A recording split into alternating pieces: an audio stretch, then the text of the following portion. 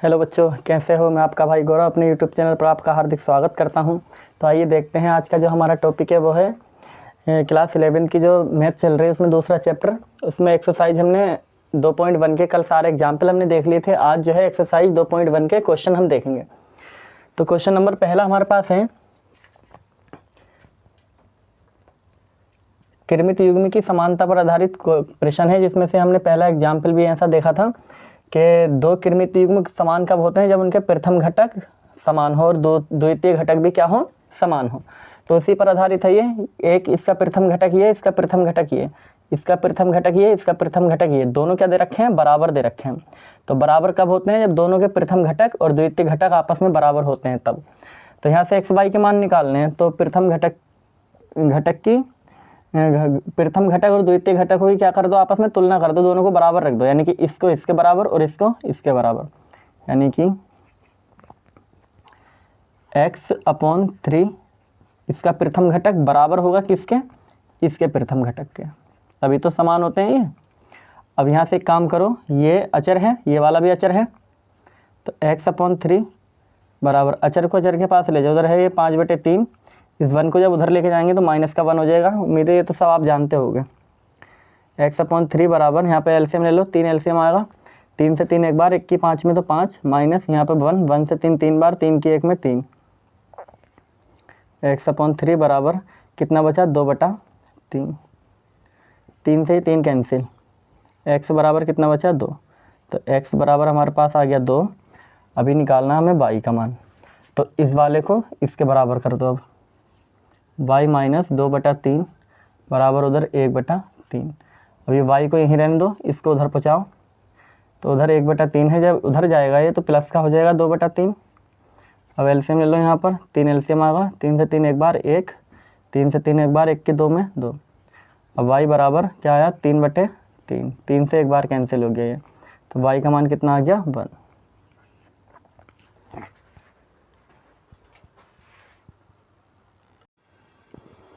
देखिए अगला है, यदि समुच्चय A में 3 अवयव हैं और तथा समुच्चय B दे रखा है जिसके अंदर 3 4 5, इसके अंदर भी अवयव 3 हैं, तो A क्रॉस B में अवयवों की संख्या बताओ।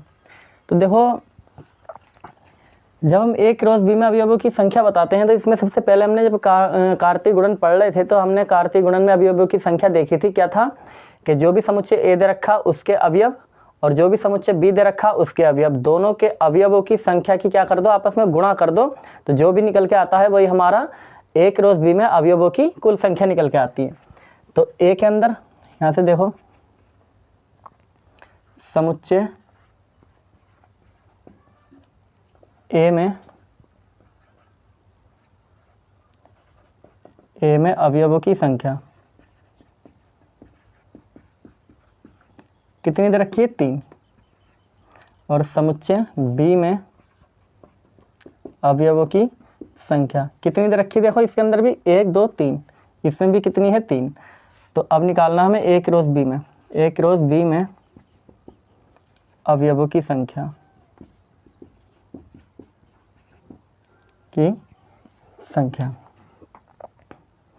यहाँ पे इसमें ऐसे लिख लो कि जो A में अवयवों की संख्या को क्या लिखते हैं भाई, n A लिखते हैं भाई। बताया था पीछे कि ये A जो है समुच्चय A, n का मतलब है कि उस A में अवयवों की संख्या कितनी है, 3।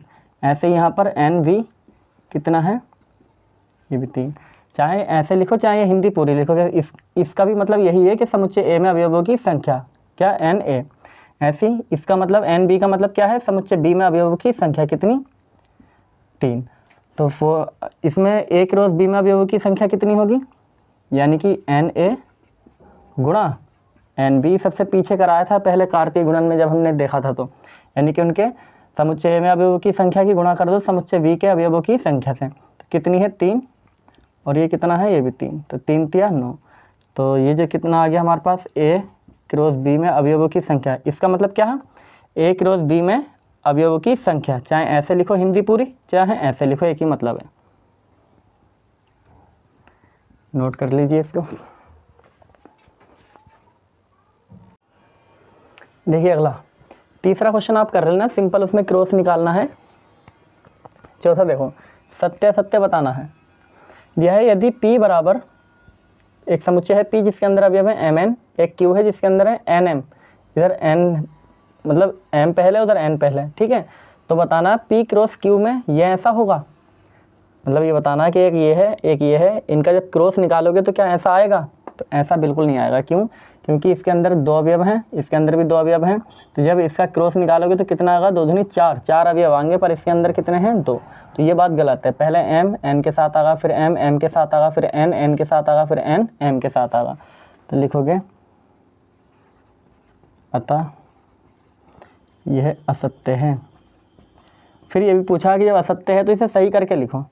तो इसका सही जो होगा वो होगा P क्रॉस Q, पहले M M N के साथ, फिर ये M M के साथ, फिर ये N N के साथ इसके, फिर ये N इधर M के साथ, ये इसका ठीक है।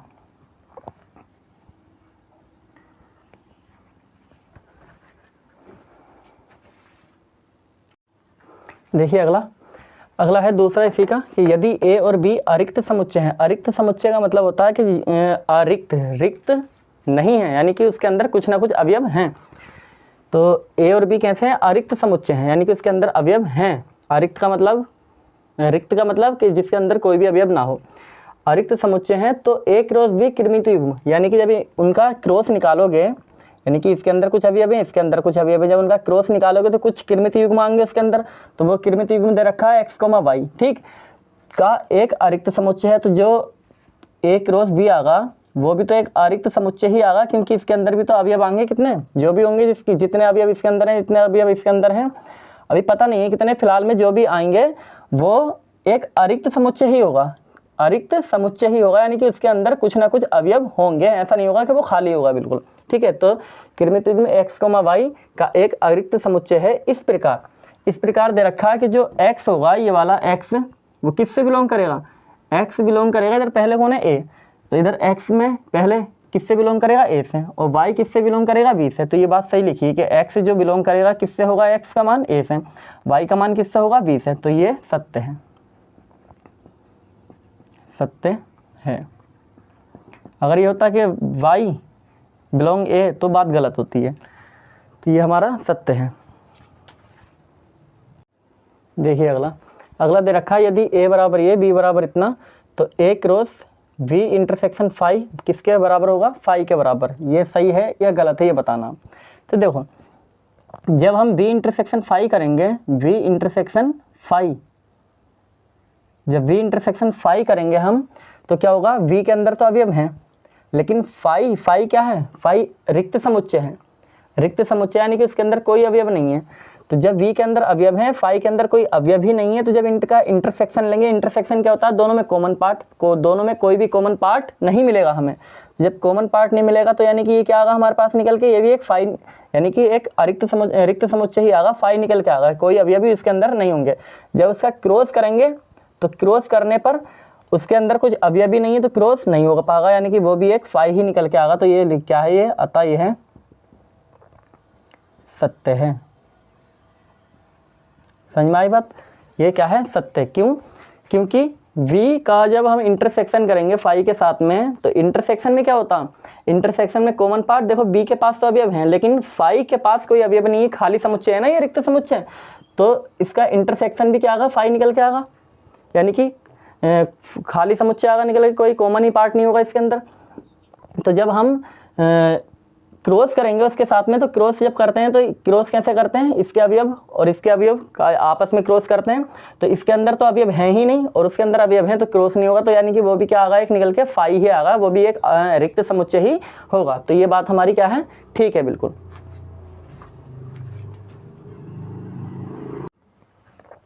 देखिए अगला, देखो 5वां छठा आप कर लेना, इसमें उसमें के मैंने करा रखे हैं एग्जाम्पल में, बिल्कुल सेम ऐसे ही हैं, कर लेना आप। 7वां देखिए रखा ए समुच्चय बी सी डी, सत्यापित कीजिए कि A cross B intersection C बराबर है A cross B intersection A cross C के, और A cross C B cross D का एक उप समुच्चय है। ये सब प्रूफ करना हमें। तो देखो पहला प्रूफ फर्स्ट, ए क्रॉस बी इंटरसेक्शन सी, तो पहले क्या क्या निकालना पड़ेगा हमें? ए क्रॉस बी इंटरसेक्शन सी निकालेंगे, फिर उसका क्रॉस करेंगे ए के साथ में।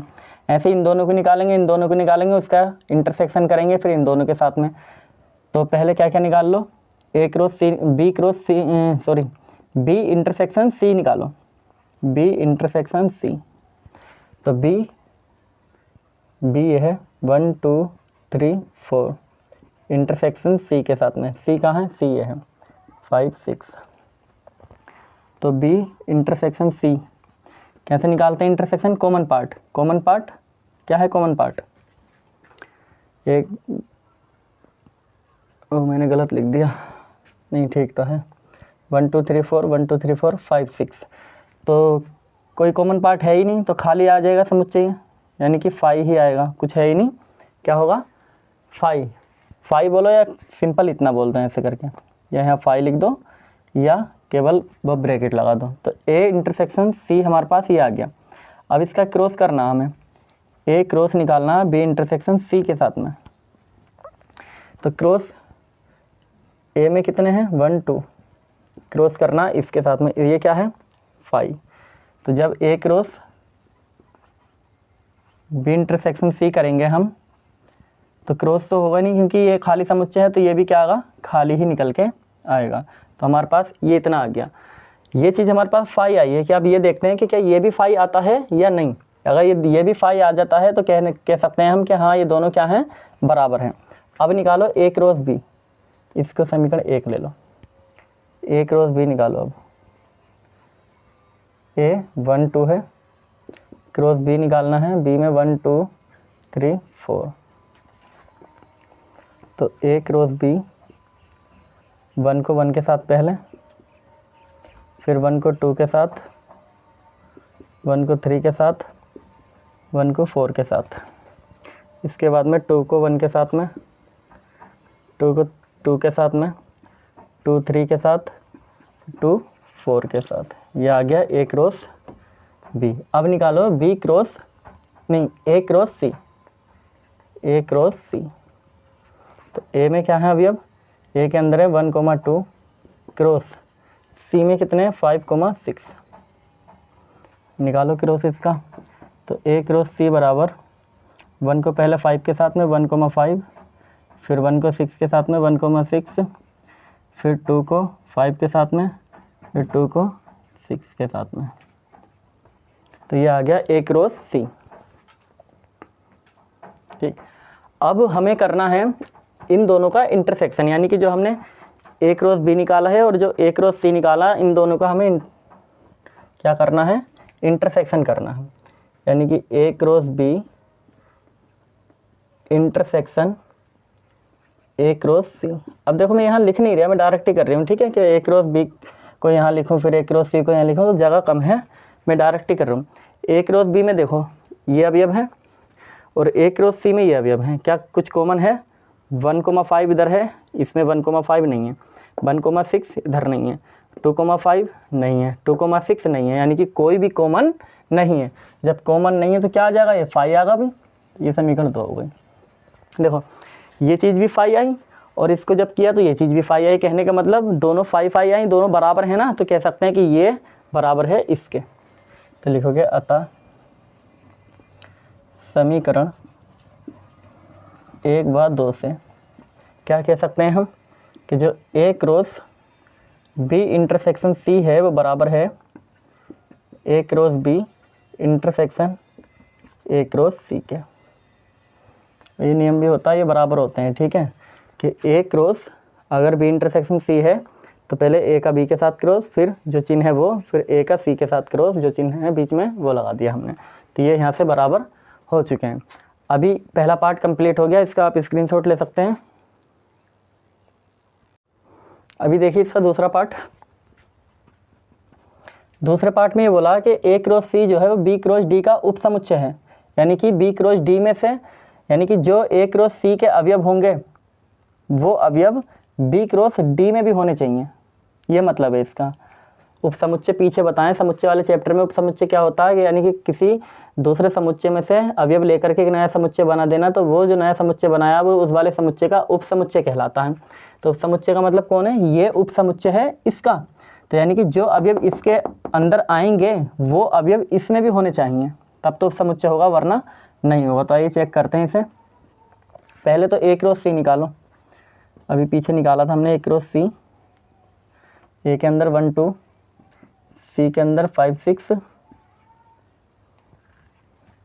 तो ए क्रॉस सी बराबर 1 को 5 के साथ में, 1 को 6 के साथ में, 2 को 5 के साथ, 2 को 6 के साथ, ये आ गया ए क्रॉस सी। अब निकालो बी क्रॉस डी।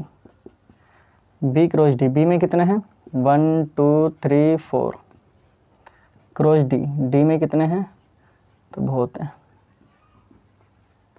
16 बनेंगे। तो बी क्रॉस डी निकालो। 1 को पहले इन सब के साथ में 1 5 1 6 1 7 1 8।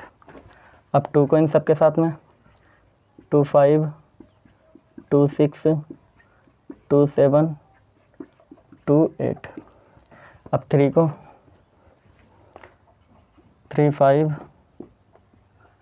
3 6 3 7 3 8। अब 4 को 4 5 4 6 4 7 और ये 4 8, ये आ गया हमारे पास बी क्रॉस डी। अब देखो जो ए क्रॉस सी के अवयव हैं वो क्या इसके अंदर हैं, देखो 1,5 1,5 ये रहा, 1,6 ये रहा, 2,5 ये रहा, 2,6 ये रहा। यानी कि कह सकते हैं कि ये जो अवयव है, ये जो समुच्चय हमारे पास आया है ए क्रॉस सी, वो इसका उपसमुच्चय है, क्योंकि इसके सारे अवयव इसके अंदर हैं। तो अगर किसी के अवयव उसके अंदर हैं तो कह सकते हैं वहाँ से कि ये जो समुच्चय है वो इससे लेकर के बनाया गया है, तो ये वाला समुच्चय इसका उपसमुच्चय कहलाएगा। समझ में आ गई होगी बात। यानी कि जो इसके अंदर अवयव हैं वो इसके अंदर भी हैं और एक्स्ट्रा भी हैं, एक्स्ट्रा कितने भी हों चलेगा। तो जो अवयव इसके अंदर हैं वो इसके अंदर अगर हैं तो ये वाला समुच्चय उपसमुच्चय कहलाएगा इस समुच्चय का, क्योंकि इसके अंदर अवयव वो सारे हैं। तो कह सकते हैं यहाँ से अतः